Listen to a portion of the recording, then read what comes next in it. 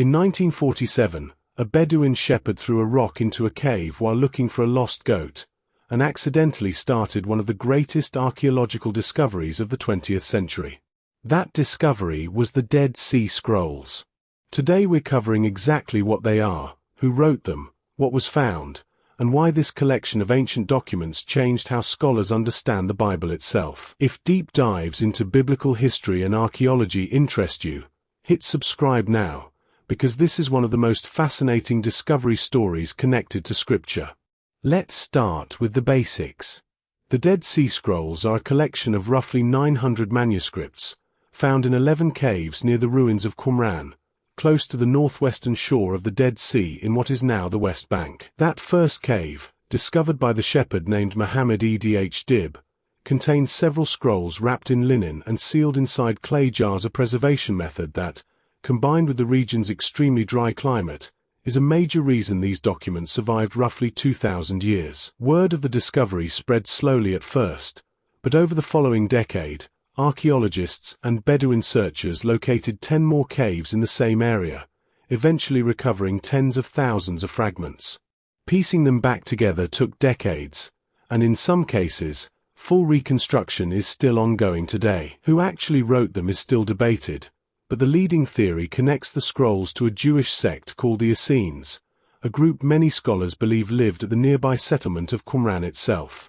The Essenes were known from other ancient sources, like the writings of the Jewish historian Josephus, as a strict, separatist community that withdrew from mainstream Jewish society to pursue a highly disciplined religious life. Not every scholar agrees the scrolls all originated with this specific group, but the Qumran connection remains the most widely accepted explanation. Before we go further, drop a comment below. Had you heard of the Dead Sea Scrolls before this video? And if so, what did you already know about them? I want to see how much general awareness there is around this discovery. So what's actually in the scrolls? Roughly a quarter of the collection consists of biblical text. Portions of nearly every book of the Hebrew Bible are represented, with the notable exception of the Book of Esther. The most complete example is a full copy of the Book of Isaiah, remarkably well preserved. The remaining texts fall into other categories: commentaries on Scripture, community rules and regulations for daily life, calendrical texts, hymns and prayers, and other Jewish writings from the period, including copies of books like Enoch and Jubilees that never became part of the standard biblical canon. This is where the real significance comes in. Before this discovery, the oldest complete Hebrew manuscripts of the Old Testament that scholars had access to dated to around the 10th century AD, copies known as the Masoretic text. The Dead Sea Scrolls pushed that timeline back dramatically, to roughly the 3rd century BC through the 1st century AD, meaning some of these biblical texts are over 1,000 years older than anything scholars had previously studied. And here's the question that makes this genuinely remarkable. After 1,000 years of copying and recopying by hand, how closely would these ancient texts actually match the medieval ones?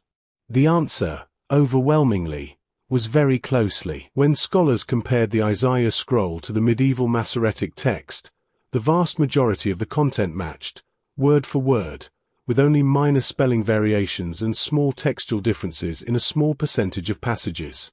This gave enormous confidence in the accuracy of the transmission of the Hebrew Bible across centuries of careful, meticulous copying. If this kind of textual history is fascinating to you, smash the like button, because there's an important nuance to this discovery that's often overlooked.